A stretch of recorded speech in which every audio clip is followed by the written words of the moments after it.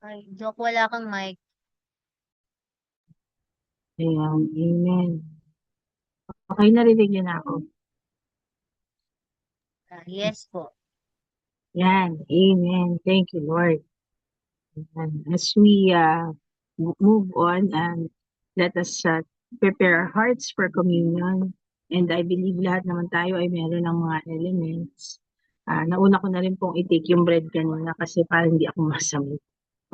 Thank you, Lord, for your love for us. Thank you, Lord, that we do communion in remembrance of what you have done for us and the finished work that you have uh, performed for us. Hindi lang 'yan performance eh.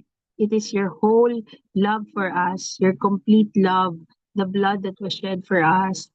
It is a divine covenant, and today is a mighty day that we celebrate because today is Resurrection Sunday, and we celebrate your love for us. We celebrate, sabi nga eh, ito yung Pasko ng pagkabuhay. Pero sa ating mga Kristiyano, araw-araw ay Pasko. Dahil araw-araw natin kino-commemorate, and we do this always in remembrance of our Lord Jesus Christ. Every time we eat, 'di ba? We take bread and we drink from a cup or a baso, 'di ba? But you know what? Dapat naialala natin yun eh. Kasi every time we eat, we partake of the blood of Jesus. We partake of the the flesh na ano natin, everything that we take in our mouth, and we speak with our mouth also, the blood of Jesus. So he is the air we breathe, he is the things that we eat because he has provided all things, all good things for us. So sabi sa word of God, do this in remembrance of me. So let us partake of the bread and drink because we are instructed to always remember that we are covenant people, that no weapon formed against us shall prosper, that angels are charged over us, that all our bills are paid and all our needs are met, that our children are the taught of the Lord and great is their peace, that we are blessed behind and before, and that all our paths are getting brighter and brighter than the noonday sun, and our paths drip with abundance always. Thank you, Lord, in Jesus' name. Amen. Let us partake of the bread and drink. Amen. Thank you, Lord. Ayan. Happy Resurrection Sunday, mga kapatid. Ang assignment ko po ngayon ay mag-share sa inyo ng Word of God today. Ayan. So, He is risen. He is risen from death to life. Sa Genesis, eto hindi ito kasama dun sa aking sa aking hinanda, pero umakit lang sa puso ko. Sabi dito, He is risen from death to life. Napansin ko sa Genesis, in the beginning, 'di ba? Yung sa Genesis 1, talagang madilim, napakagulo.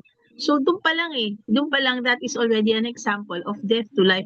Nung sinabi ni Lord na let there be light, biglang nagkaroon ng life. Because because even then, yun ang ginagawa niya. Ang hobby ni God pala. Thank you Lord for utterance. Ang hobby pala ni God is to redeem us, to redeem everything from destruction to uh, ano ba yan, to the fruition of His Word. Wow, the fruition of His Word. Alam niyo yung fruition, yung nagiging prutas yung salita niya. Ako ay meron kaming coffee farm, and lagi ko iniisip yung from crop to cup. Ayun. From, kasi yung seed, nasa dilim siya eh. Pero pag napunta siya dun sa tasa, iniinom na nung anak ng hari ako. 'Di ba? Iniinom na siya, ini-enjoy na siya.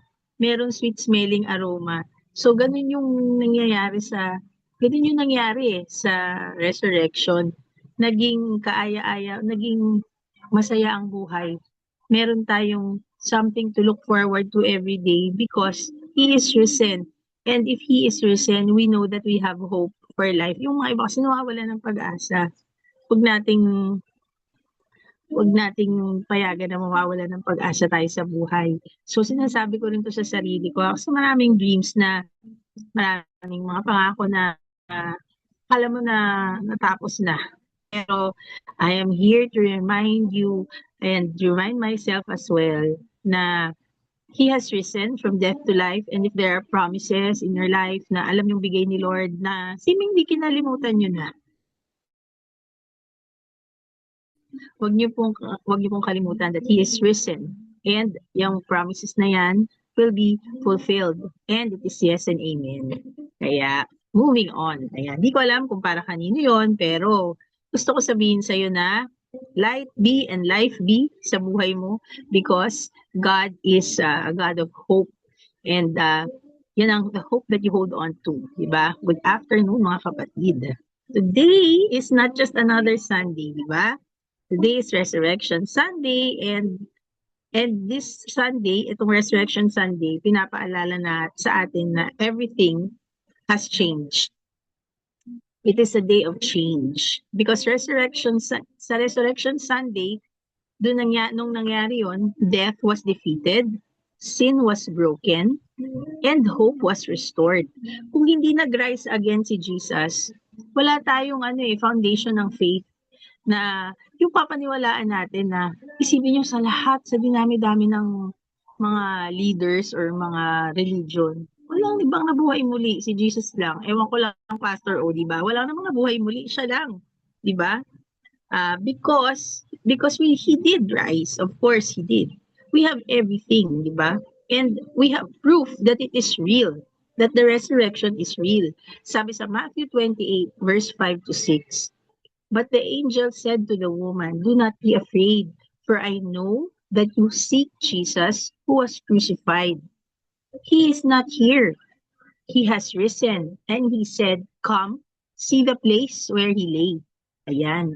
Anong natututunan natin sa verse na ito? Ang ibig sabihin ng verse na ito ay walang laman ang tomb. Yun, walang laman ang tomb. Useless magpunta sa tomb. Kung, di ba, wala, useless. Di ba? Because Jesus did exactly what he said he would do. Christianity or our believing in Jesus is built on a real and historical resurrection. Totoo po ito nangyari, hindi lang ito basta kwento-kwento. And this is an event of victory. Kaya meron tayong mga sinicelebrate na parang, di ba ewan ko kung nakatanggap kayo ng mga ngayon na Happy Resurrection Sunday, mga ganyan, o Happy Easter, kumbaga. Pero sinicelebrate yung pagkabuhay ni Jesus muli because we have something to look for, somebody to look forward to. Meron tayong sundo, si Jesus na susundo sa atin. Alam niyo yung mga horror movies na sundo-sundo, ginagaya lang yun ng demonyo para takutin tayo. So, nagpapatakot naman tayo.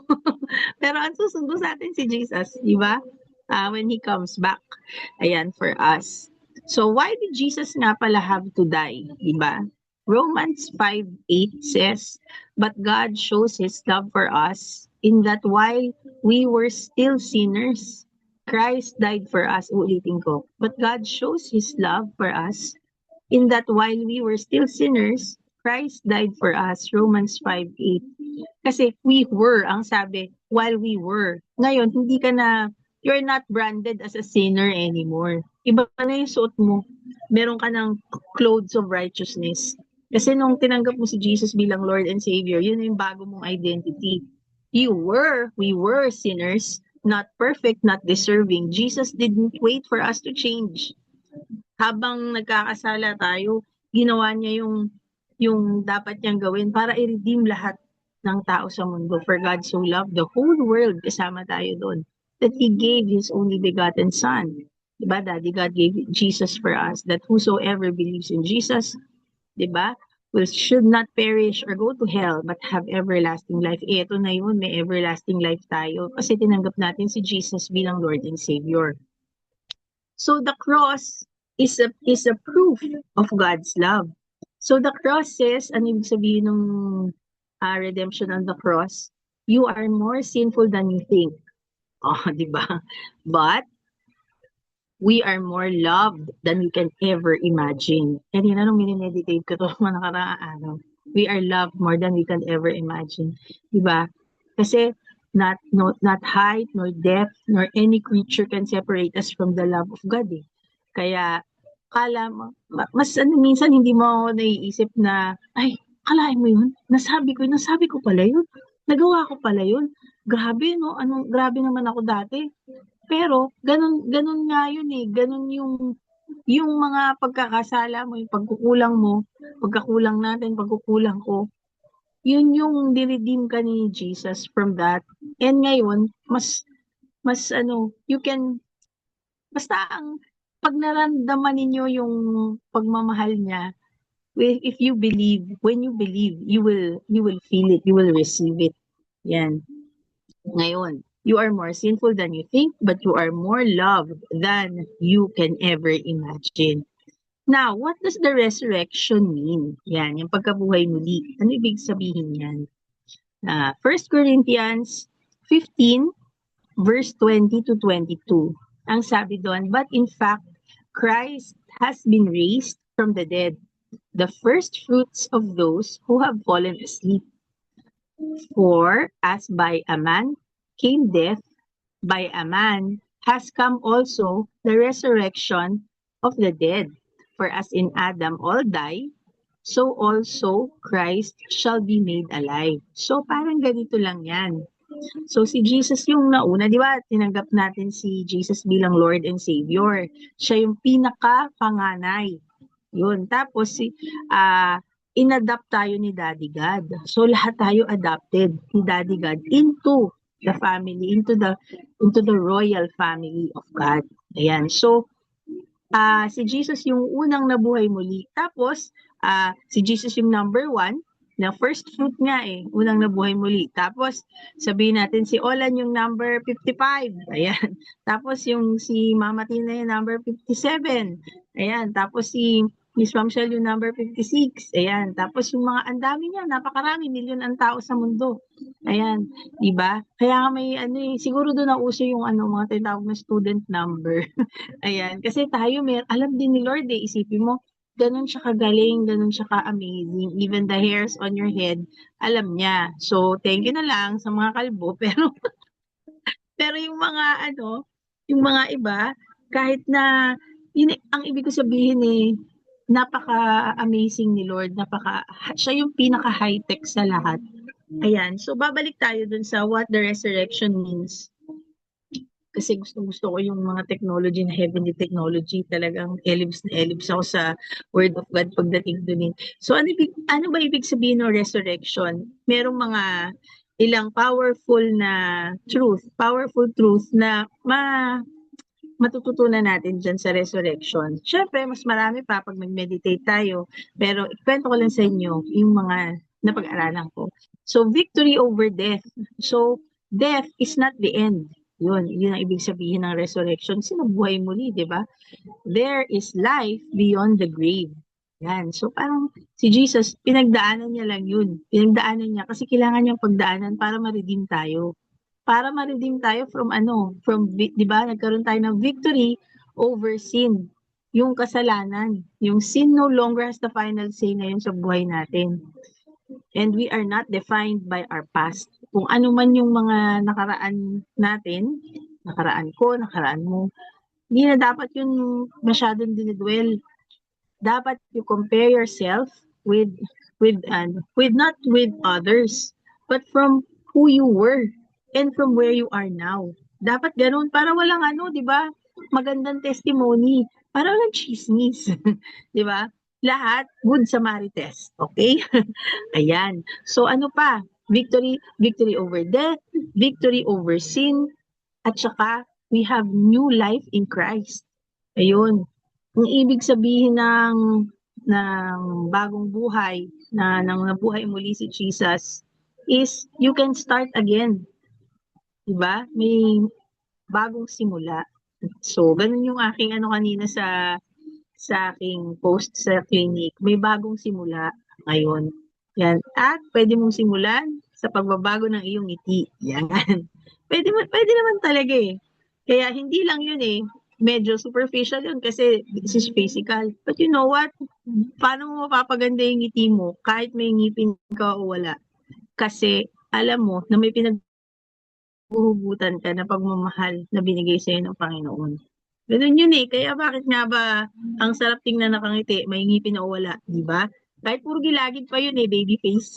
Pero ibig ko sabihin, yung yung taong masaya, alam mo may pinaghuhugutan siya, meron siyang pag-asa sa buhay. Kasi bakit? Because Jesus is alive. Ayun. The resurrection is not just about Jesus. It is also about you and what He has offered to you. Ngayon, and what He has offered to us. Ngayon, ang tanong dyan is, may imbitasyon. Ang sabi ni Jesus sa John 11 verse 25 to 26. Jesus said to her, I am the resurrection and the life. Nagpakilala si Jesus. Ako yan. Ako yung life. I am the resurrection and the life. Whoever, if you are a whoever, alam mo yung kung sino ka man, who believes in me, though he die, yet shall he live. Kahit mamatay ang physical niya, yet he shall live. And everyone who lives and believes in me shall never die. Sabi ni Jesus, do you believe this? Ikaw kapatid, do you believe this? Do you believe that Jesus is the resurrection and the life? Do you believe that your hopes and dreams, di ba, can have life again? Can, di ba, yung masasabihin, pwede mong ma-revive ulit yung mga plano na nilagay ni Lord sa buhay mo, sa puso mo. Kaso lang ganitong edad na ako eh. Yan, sasabihin mo, kaso lang, do you believe? If you believe, di ba, anything is possible. So, Jesus is not just giving life, He is life. So, if Jesus is your Lord and Savior, nandun yung buhay sa puso mo. Jesus is alive in you. So, do you believe this? Do you believe that Jesus can do wonders? Do you believe that Jesus can open closed doors? Do you believe that Jesus can heal you of your ailments? Do you believe that Jesus can provide for you? Do you believe that He can change the hearts of stone into hearts of flesh? Do you believe that Jesus can heal some mental illnesses, mental situations? Do you believe that you can finish what He has called you to start? Yan. And do you believe that the words that you are hearing today, maybe iniisip mo, it is a far cry or maybe it is impossible, but do you believe in Jesus? Pasimplihin natin. If you believe in Jesus, maganda pong simula yan. Ngayon po, meron po tayong choice to stay in the old life of sin, guilt, or fear, or hopelessness. Ayan. Or step into the new life in Jesus, which is forgiveness, freedom, purpose, and eternal life. Ayan, meron po tayong choice. So, and with that, ang sasabihin ko po sa inyo ay, the tomb is empty, buhay po siya. And the cross is finished. Wala na siya dun sa cross. And Jesus is alive. Ayan, so imbitahin ko po kayo manalangin. Ayan, tayo manalangin. Sabihin natin, Lord Jesus, thank you for dying on the cross for my sins. Thank you for rising again to give me new life. Today, we surrender our lives to you. Forgive us, Lord, change us, and make us new. We believe you are our Lord and Savior. Thank you, Lord, dahil ikaw ang aming Panginoon na tagapagligtas. Thank you, Lord, ang pangalan namin ay nakasulat sa aklat ng buhay. Kami ay mamamayan ng langit at kami ay iyong anak. Thank you, Lord Jesus. In Jesus' name we pray. Amen. Yan, praise God.